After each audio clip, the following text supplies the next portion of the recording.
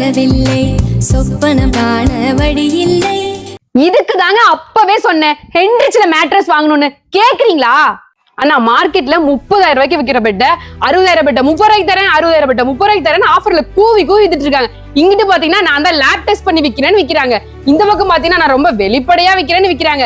இவங்களுக்கு மத்தியில எல்லாம் குவாலிட்டியில காம்ப்ரமைஸே பண்ணாம ரேட் கம்மி உங்களால எப்படி கொடுக்க முடியுது? கரெக்ட் தான் சிஸ்டர். 30,000 மெத்தையை வந்து பாத்தீங்கன்னா நம்ம நார்மலா கொடுக்குறது 27,000 ரூபாய்க்கு கொடுத்துருந்தோம்.